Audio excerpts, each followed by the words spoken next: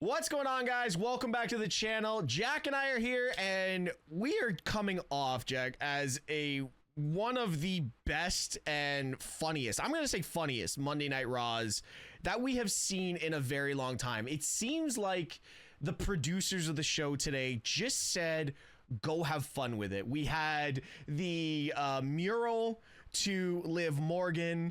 We had the New Day mourning their tag team title losses. We had Braun Breaker starting the show with a full crash out. And there's so many other parts, like even Karrion Kross, like it was like Scarlett showing up before we even saw Kross standing next to Jackie Redmond and arguably just staring. And it was just funny the way they all worked out together. We had Becky Lynch throwing shade at Big E just randomly. And then we obviously had probably one of the funniest luchador matches we've seen in a long time.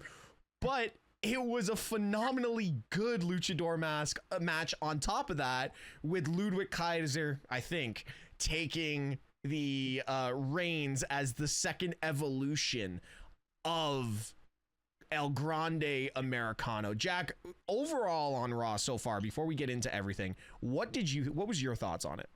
Yeah, I think they gave the writers the night off and they let the superstars do whatever the hell they wanted. Like that Braun Breaker promo at the beginning, Steve, like that was a do whatever the hell you want type of promo, to the point where he was probably told do whatever you want.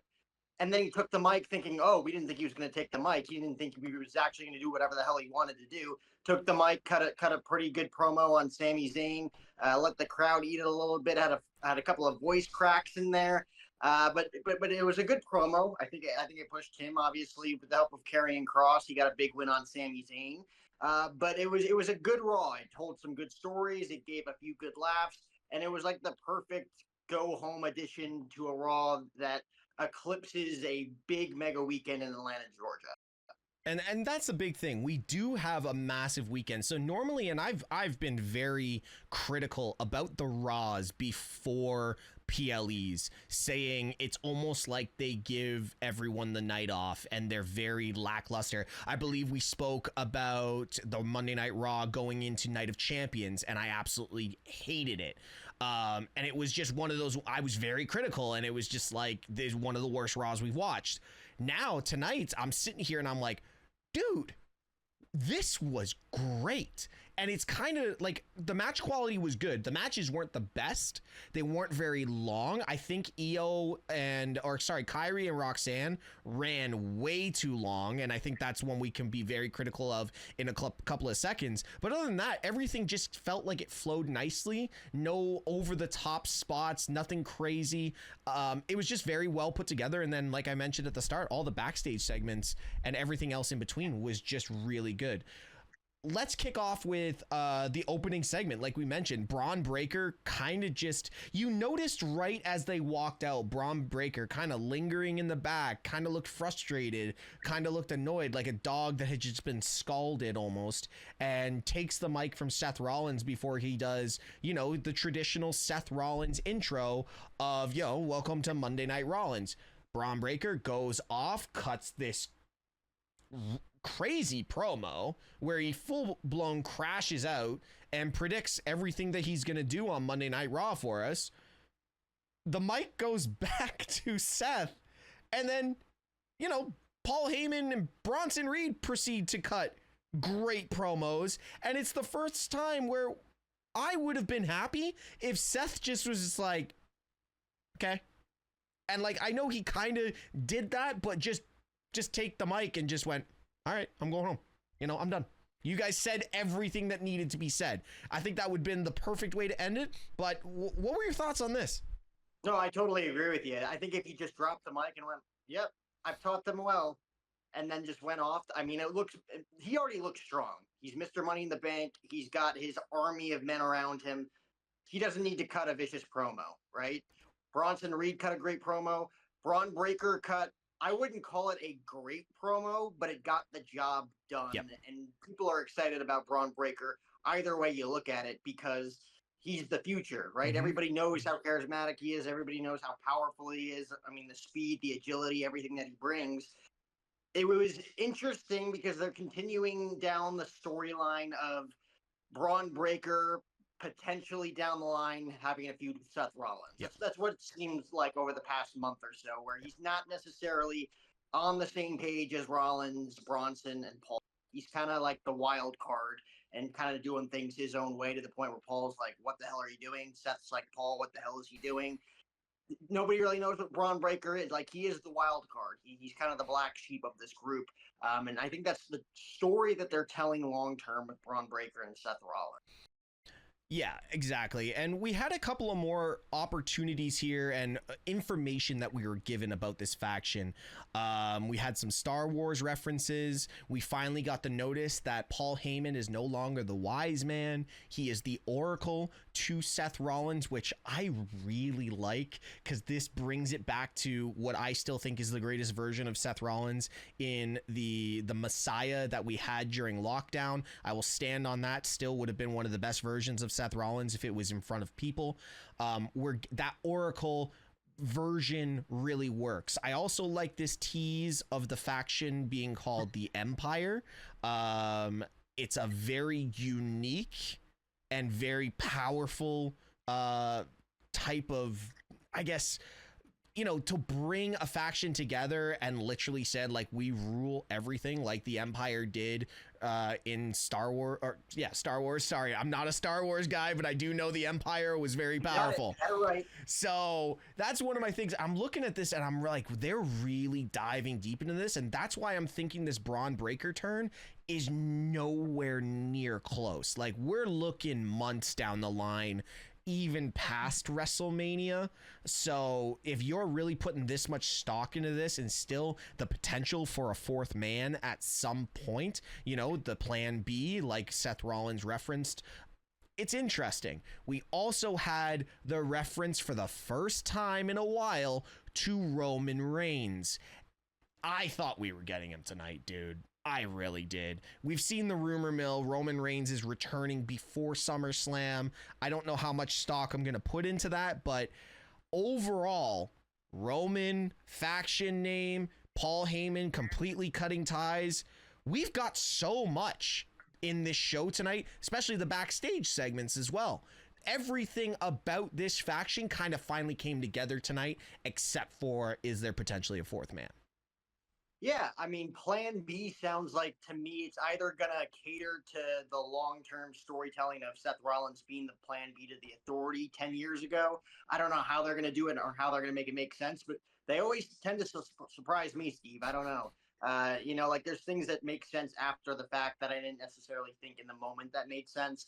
Or it could be someone as simple as Logan Paul coming back after being off TV for the last few weeks, right? Which, to me, Logan Paul has always been a perfect fit in this faction. You talk about the Empire. It's like, bring the most famous man in your company from a social media perspective into your group. And I feel like them teasing, calling it the Empire and Paul Heyman being the Oracle, and, you know, it's just a poor man's bloodline at the end of the day. Like, the Empire, you could have, you know, Roman's Empire returns, right? Like it's all kind of set up for that Roman Seth feud that's either going to main event WrestleMania or be, you know, WWE's main story moving forward for the next year or two. Yeah. I'm with you with the Braun Breaker thing. It's like, yeah, they're teasing it. Like, eventually Braun Breaker is going to be too much of a wild horse for Seth Rollins and Paul Heyman to be on the same side with, but that turn's not coming anytime soon.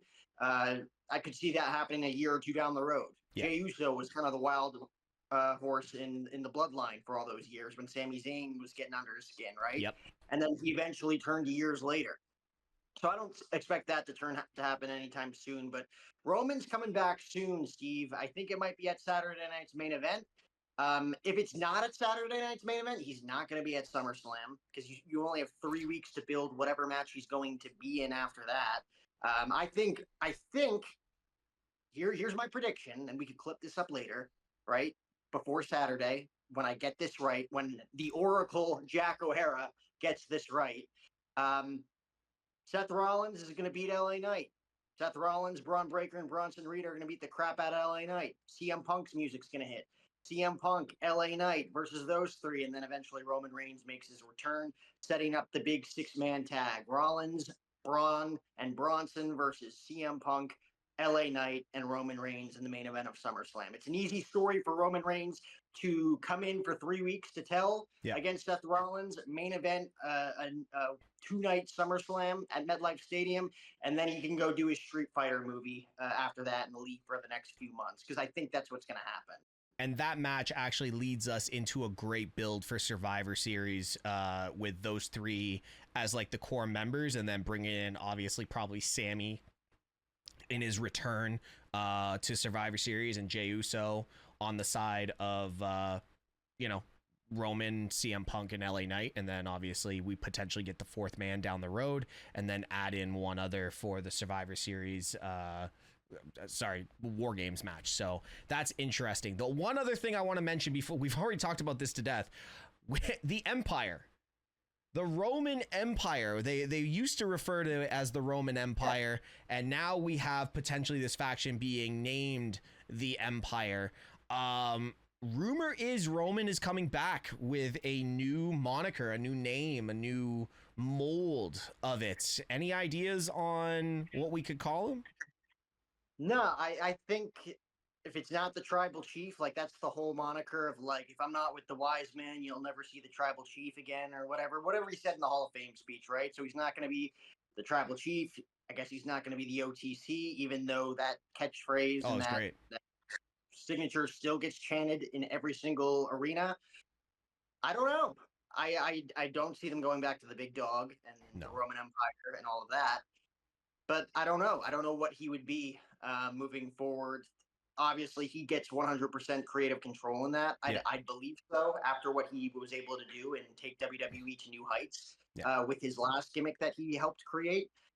But I don't know. I hope it's good, and I hope he, at very least, I don't care what it is, Steve, I just hope he shows up more. I hope when he's back maybe not every week, but every other week to build up his matches. And, he's going to main event WrestleMania 42. There's no doubt in my mind he's going to main event night 1 or night 2. But it just feels like he is what Brock Lesnar was, if not what The Rock was, showing up like once a year.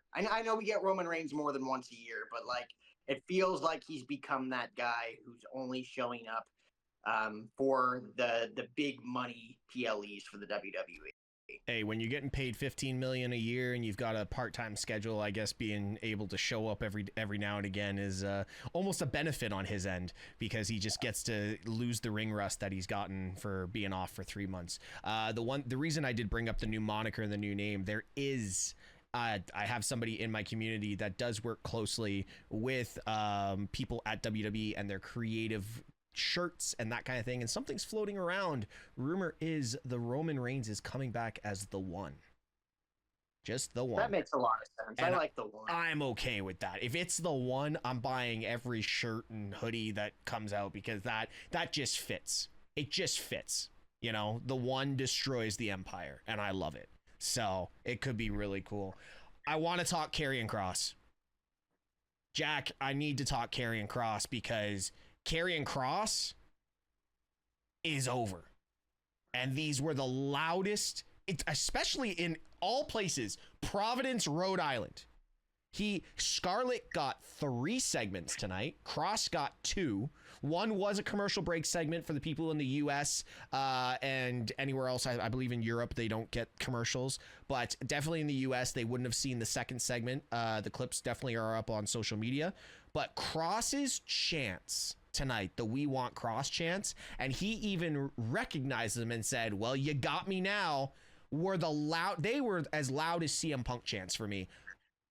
Is Karrion Kross signing a new contract?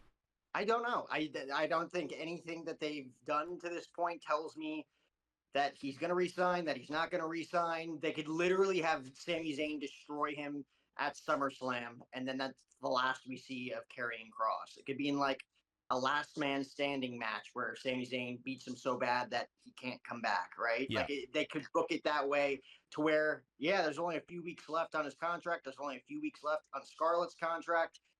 They don't necessarily have to come back. Maybe this is just the final, hey, are you going to sink or are you going to swim test from Paul Levesque and Lee Fitting and Nick Khan, and see if this is the guy that we want to stick around. They released Ron Killings. The fans wanted Ron Killings. We got Ron Killings, right? if they chant loud enough, if we complain loud enough on social media and on the internet that Karrion Kross deserves to stay, Yeah. they'll come to some sort of an agreement and some sort of minor push for Karrion Kross. But as of right now, I'm willing to bet that there's still nothing on the table for him yet, and that it's going to come down to these next few weeks in his feud with Sami Zayn and how the crowd reacts. Well, from what they said on Monday Night Raw, Sami Zayn's written off TV indefinitely. So that's an interesting one, considering that, you know, Karrion Kross is the only feud that they have for Karrion Kross right now is Sami Zayn. The only other thing I noticed is during the backstage segment with, I'm just going to call him the Empire, Braun Breaker said, "What are we going to do about Kross?" So the fact that now the main eventers are talking about Karrion Kross, there's more opportunity for Kross. So I'm liking it. I agree with you that it's still not pen to paper yet, but he's doing literally everything right. It's almost, in my mind, the script that Drew McIntyre wrote when he was released, going to social media, building his brand, getting people to talk about him, and then every time he's getting the opportunity, he's either taking advantage on the mic or in the ring. And even at Night of Champions, like, the match wasn't horrible. It was a very Karrion Kross style match, very brute force, very aggressive. It's all you can ask for from Kross in the situation he was in, knowing that he was probably not going over there. So Kross is taking advantage and utilizing that Drew McIntyre script. I think we do get pen to paper before August 2nd, which I believe is the end of their contract, but we'll see. TBD. Do you think that Karrion Kross could be Plan B? TBD. Honestly, it would fit. Kross coming out in the black suit with the black tie, hair slick black, almost very Killer Kross style from NXT. I'm not against it. There's a lot of people they could go. They could go with Karrion. They could go with Logan. Maybe they surprise us and push someone that we weren't even thinking of. I'm still on the Ethan Page.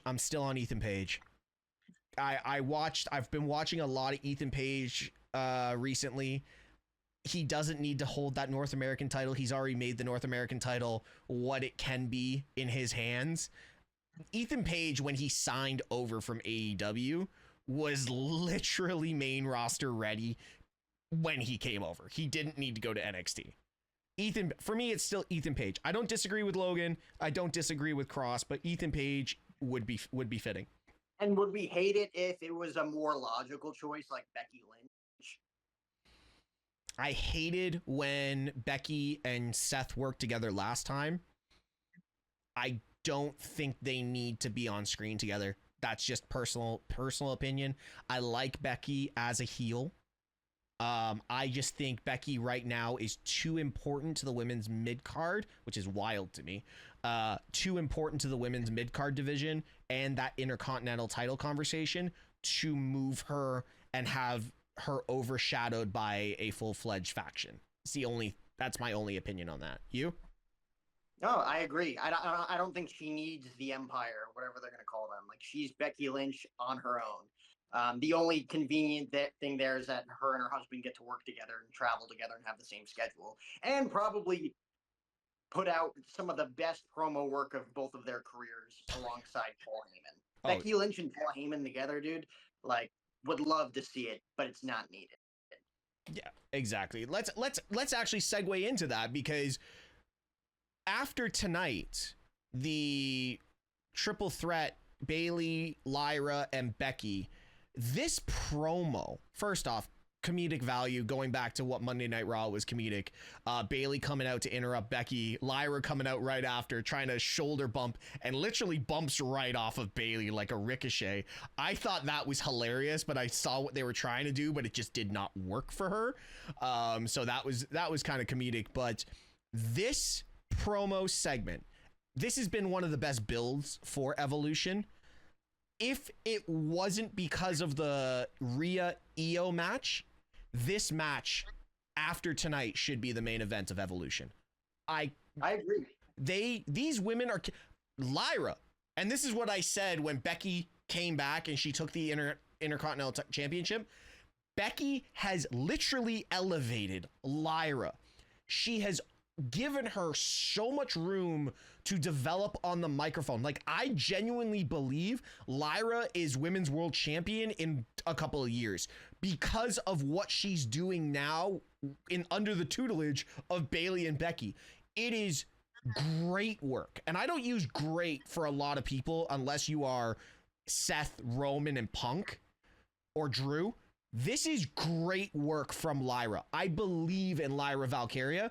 And then having Bayley as that kind of thing, kind of to rub off on and just push and get pushed back. It is so good. This should be one of the main events of Evolution. 2 words, Steve. Mission accomplished. Mission accomplished for Becky Lynch in holding that Women's Intercontinental Championship. She hasn't only raised the stock of Lyra Valkyria, who, by the way, tonight was great on the mic. Talk about people who were just like, here's a microphone, go do whatever you want. I felt like in that promo specifically, Becky, Bayley, Lyra said whatever the hell they wanted. And they told the story perfectly.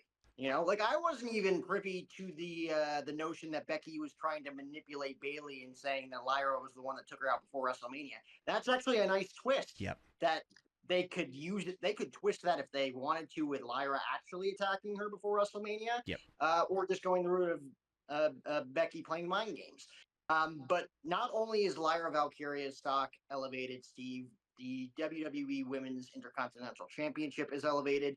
And through all of this as well, because it's Becky Lynch and because Lyra has been so good, Bayley inserting herself back into this feud because of the WrestleMania angle, it elevates her as well, because she's been lacking any sort of real interesting storylines in a very long time as well. Yep. So to me, Rhea and Io Sky, yeah, there's a little bit of history there. Babyface versus babyface. The world championship on the line. It's going to be Tiffany Stratton and Trish Stratus, which nostalgia-wise, that might even get a main event at Evolution.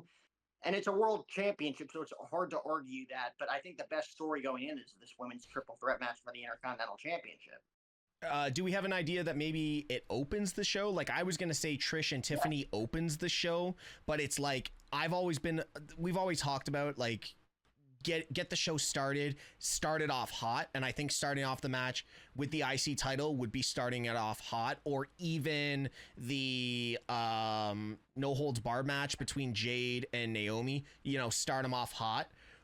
But this match, I believe, really deserves it. But Tiffany and Trish, you know, just, I hate to say it, but just get it out the way. And like, out of all the matches, there's 7 matches on this card. Just get it out the way. And then on paper, Steve, that's a main event match. But Trish is coming in because it's Evolution and they want to fill up the all women's PLE card with the biggest Hall of Famer that they have. You know, like there's no real juicy story there. So get that nostalgic match with, you know, your past face of the women's division versus your current face in the opening match, to have the fans who are already at their feet, keep them there. Yeah. Keep them there and then go on with the rest of the show. Yeah, exactly. Moving on to probably the best comedic segment of Monday Night Raw. The second evolution of El Grande Americano versus Dragon Lee. I'm not too sure if we can call him El Grande Americano anymore. I think it's Der Grande in the German tongue.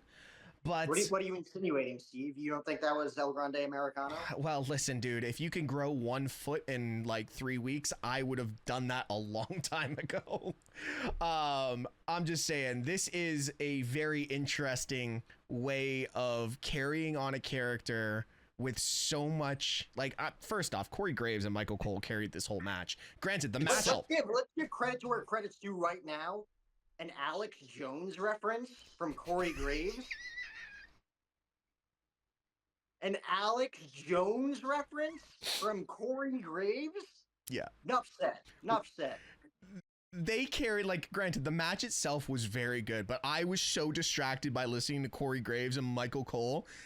It made what was supposed to be a filler comedic moment one of the moments of the night.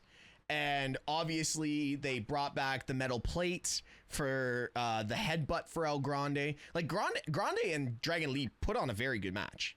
But overall, it was the finish to me. Like, whomever was the first El Grande Americano, their headbutt was pretty good.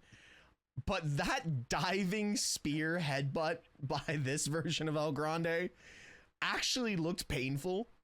But the way it was sold and delivered made it just as entertaining. And I'm not going to lie, somebody in the chat said, we're wondering if El Grande Americano is like a Pokemon. So Chad Gable was the first installment. I'm going to say Ludwig Kaiser is the second evolution. Maybe the third evolution is Omos. And we just go like full Charizard on it. You know what I mean? It could be like one of the wildest takes, but this El Grande stuff, I hope it goes on forever because I am so entertained by it. It was probably meant to be a one-off thing. Like if Rey Mysterio was going to fight El Grande Americano at WrestleMania, I could have seen them just, Rey Mysterio beats him with the 619 frog splash, takes off the mask, it's Chad Gable with all of LWO and all of the people from AAA since they just signed them that weekend, all in the ring celebrating for a big WrestleMania moment. Yeah. That's probably what the extent of this El Grande Americano thing was. Yeah. And now look how far Chad Gable has taken it. Chad Gable has taken it so far that he's now hurt and he doesn't even need to be there in order for that character to live on vicariously through someone who, quite frankly, has all the talent in the world but isn't being booked. He didn't have a story. Ludwig Kaiser isn't with Gunther anymore. He isn't really portrayed as a big threatening heel anymore on Monday Night Raw. Let's see what he can do as a comedian. Let's see what he can do as El Grande Americano. Well, if first reference and first appearances are anything, we've got a long way to go with Ludwig Kaiser, because I think he did an incredible job. You get sent out there in a gimmick that does not fit what you were before, and it's sink or swim, and I think he swam very well tonight. I got one question for you, though, with this topic. If we have a return of Chad Gable, do we have El Grande versus El Grande potentially at like a WrestleMania? If El Grande gets over, which is up for debate.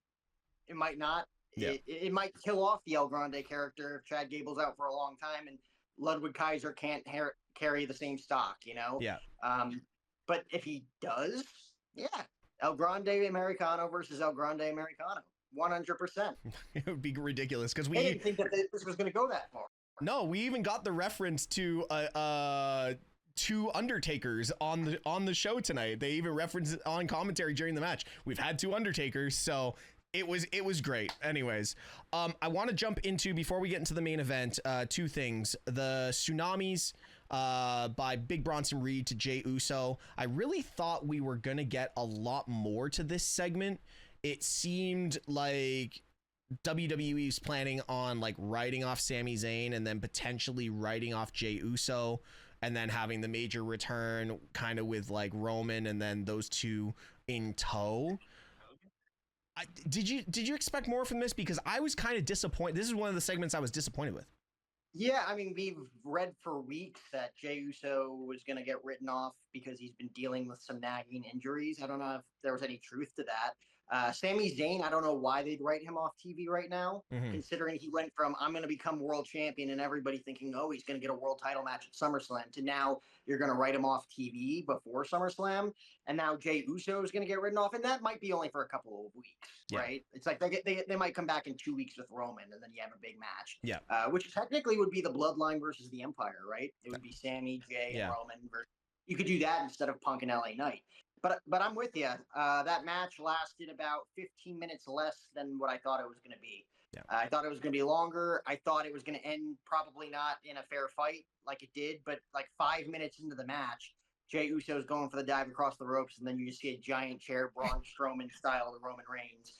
And that's about it. But that was the story that they were telling, right? Yeah. They wrote Sami Zayn off of TV with Braun and Karrion. Yep. And now they're writing Jey Uso off of TV for who knows how long with this attack from Bronson Reed, which makes both Brauns look really strong. Yep. Mission accomplished. Mission accomplished, but I think being Jey Uso as the top babyface right now in the company, it should have been, I think, Seth Rollins style 6 6 tsunamis and really put the hammer down, saying like, no, we're writing you off, like you're gonna go away for a bit. So 2 tsunamis, and then he walks out during the commercial break. I was just, that one was just my biggest gripe, next to the women's match going way too long. That was my biggest gripe of the night.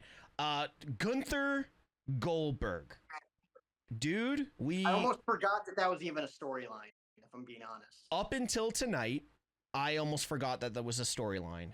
After tonight, I felt this segment was very Attitude Era-esque. Goldberg peeling in the Chevelle, just marching in. Somebody even mentioned in the chat that the lighting seemed different. It seemed like Atlanta when Goldberg won the world title in Atlanta. They seemed like they filmed it almost completely different than anything inside of Monday Night Raw to make it feel old school. This segment made me actually care about this match for this coming weekend at Saturday night's main event. I'm really excited for this. Goldberg looked completely different than the night he returned. Yeah, like it was almost like the saturation was down on the viewership, or on the viewers, for the people on TV. Goldberg gets into the ring, squares up with Gunther, didn't even need a mic, just slaps it out of his hand and said, let's just do this now. I thought they were actually going to do a whole Bret Hart spot with Goldberg forgetting that the title was around Gunther's waist and spear him and actually spear the title, and Gunther walks out laughing, but Gunther peeled out the ring, and you know, that's how they finished the segment.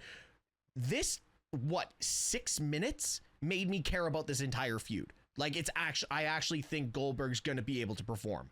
It was awesome. And Michael Cole hinting at the end, and what if Goldberg wins the championship? You know, like always, like, okay, we know what happens if he does.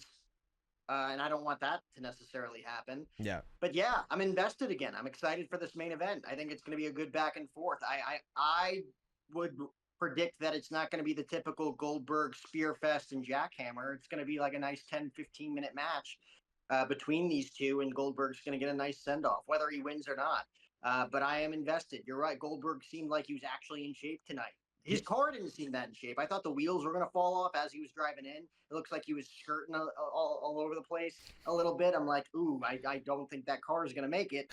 But it did. It made the right sound. It got the crowd hyped.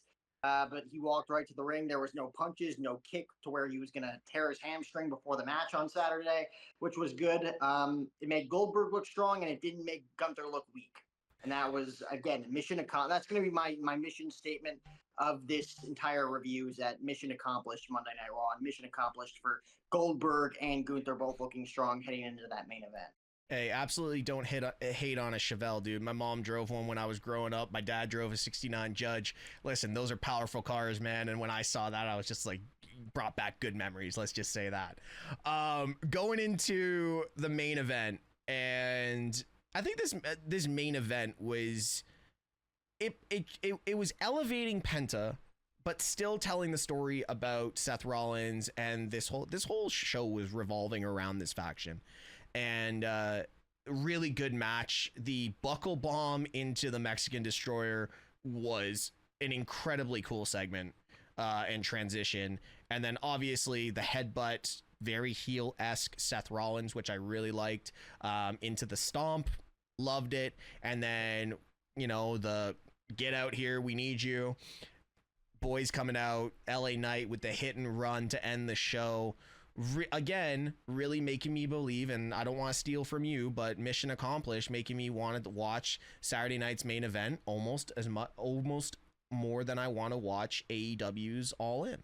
Like, they're really telling these stories to a point that I want to watch these matches and see what's going to happen. Because the one thing I did want to reference when you mentioned potentially Roman Reigns returning for Saturday night's main event, that is going to change the viewers from AEW over to WWE if those drums hit and the tribal chief or the one walks out. So again, like you said, mission accomplished. Yeah, and it elevated Penta tonight. You're right. The buckle bomb into the Mexican Destroyer, the the better version of the pile driver. I will say it's like they make it seem like it's a completely different move. It's not. It's even more dangerous because you have to hit it on the fly. Seth Rollins, he might be a WWE Hall of Famer one day, but he's also an independent scene wrestler from all the way back in the day. Penta versus Seth Rollins was cool to see. And yeah, it told the story of LA Knight. Didn't tell the story of Seth Rollins and Roman Reigns. It didn't tell the story of Seth Rollins and CM Punk. It told the story that's going to happen on Saturday. Yeah. Seth Rollins elevating LA Knight. Yeah. And he's going to elevate LA Knight, and I'm sure Punk's going to get involved, and hopefully Roman Reigns does as well. I was really surprised we didn't get Punk tonight. I was really surprised we didn't get CM Punk. I'm glad he wasn't there because he deserves some rest in his late 40s. He's like 47, 48 years old. You don't have to work every single week. You don't have to travel. Be home with AJ and Larry. But come back when it matters the most. We're a few weeks out till SummerSlam at MetLife, and this was LA Knight's moment to get one up on Seth Rollins and tell that story. I completely agree with you. All right, my favorite time of the show, Jack. Rank Monday Night Raw. You are much more lenient with your rankings than I am, but I want to know where you're at for the Monday Night Raw ranking tonight because we had a phenomenal show. From top to bottom, it was enjoyable. From top to bottom, it wasn't undeniable, but from top to bottom, it was enjoyable. From Becky, Bayley, and Lyra to the main event with Seth Rollins and Penta. You know, Jey Uso and Bronson Reed wasn't perfect, but it told the story. Sami Zayn carrying Kross, getting his big moment, attacking Sami Zayn. Braun Breaker picking up a big win. Braun Breaker taking the mic from Paul Heyman. There was a lot of things going on. I give it a... I feel like this is low, considering I liked it so much, but I'm going to give it a 7.5. Only because, like I said, it wasn't undeniable, but it was enjoyable. Wow, dude. So you and I, for once, I'm giving it a higher ranking. I'm going with a flat 8 out of 10. I could only find two. Maybe it's because I laughed so much and it takes a lot for me to be comedically entertained. And for professional wrestling to do that for me, it's crazy. Like, I don't watch comedy. I like dark, twisted comedy. So for this to make me laugh as much as it did, it's going to get a solid 8 out of 10. I really enjoyed this. The only two gripes, like I mentioned, were how long Kyrie and Roxanne ran and just kind of how almost messy the match kind of looked until the end where we got the Oscar run-in for the Kabuki Warriors. And then the write-off, if you want to call it, of Jey Uso. Those are the only two things that I can pick apart on it. But it was a solid 8 out of 10 show. And for a go-home show to a PLE, really, really entertaining for me. So I enjoyed it overall. It was good. It was a good show. It was enjoyable. That's what I will say. The two things about this show is that it was an enjoyable show and that every mission, in my opinion, was accomplished. Yeah, exactly. Well, guys, that is our Monday Night Raw review for July 7th, 2025. Don't forget to like, subscribe, and put the bell on for all Straight and Shoot notifications. We did notice you guys are major fans of the Who Am I's, so more of those are coming. And Jack, how is your Guess the Wrestler knowledge? Would you like to try one or two of those and see if we can bring that back?